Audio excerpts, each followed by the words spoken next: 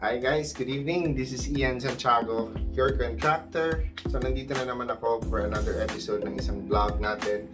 And today's topic I think would be very interesting for you because marami akong natatanggap na tanong about this. So ito nga, magkano ba ang magpaayos or magpagawa ng isang sofa? Okay, so number one question. The second question, sulit pa ba magpagawa ng sofa na bulok na?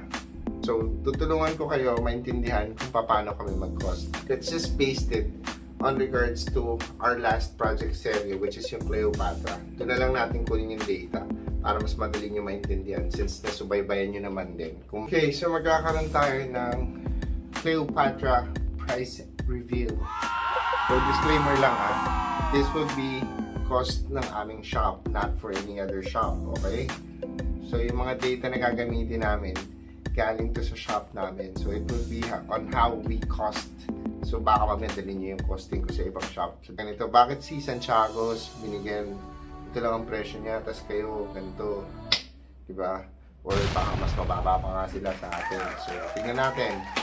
Okay guys, so we'll answer all of the question within this episode. So, stay with me para malaman natin magkano ba ang magpa-restore ng isang furniture. Let's go!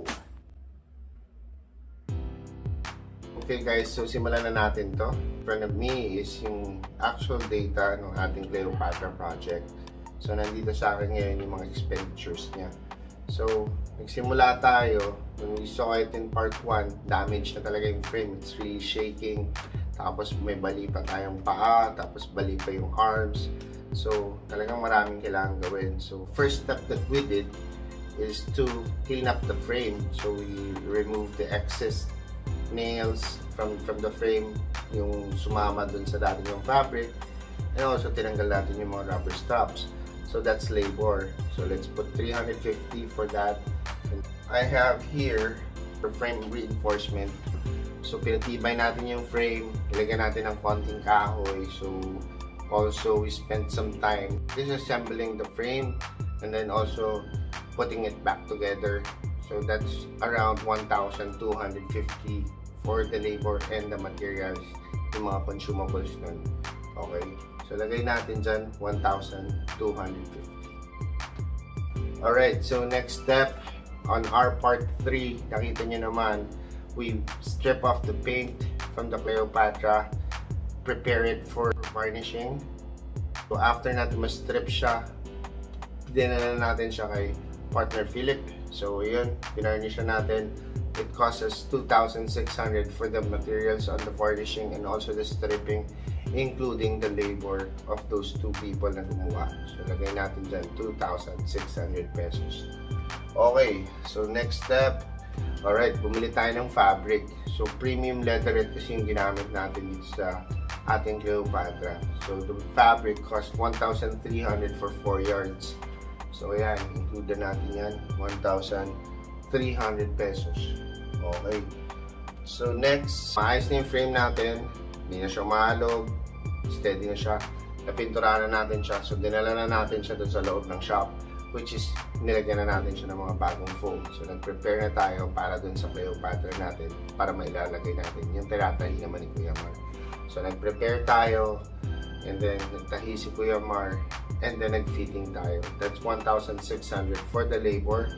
And also nagpalit din tayo ng foam. So we put the foam here, 1,800 pesos. Kasama na yung mga consumables niya, yung rugby, and also yung staple natin para sa staple gun. So that's a total of 8,900 pesos. And then we'll add 500 para dun sa ating miscellaneous sa shop. Our contract price is 10,520. So natirahan tayo ng 1,120 pesos guys.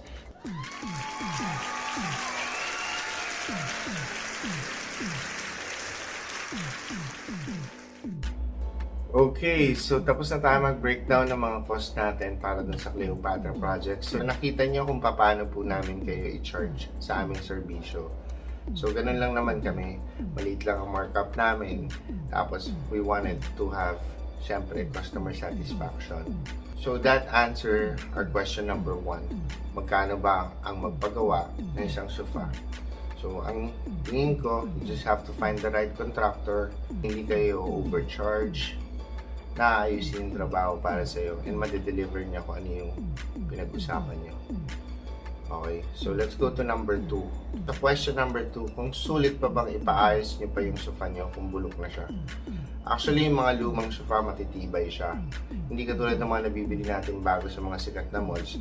I will actually present to you yung isang sofa ko na nandun sa shop. Bago siya, pero bubuksan ko siya para sa inyo para makita nyo kung anong laman ng sofa. And makita nyo yung mga ginagamit nila material versus dun sa ginagamit namin mga materials. To conclude, yung Cleopatra natin, gumastos tayo ng 10,520. If you go to a branded shop ng mga furniture, you'll see a Cleopatra price at 25,000 or 30,000 pa nga minsan. Pero kasi maganda naman yung kahoy ng Cleopatra na na-restore namin. So naibalik namin siya sa dating mint condition niya. Spend a little, but you get this much. So sulit nga talaga siya. It's my life.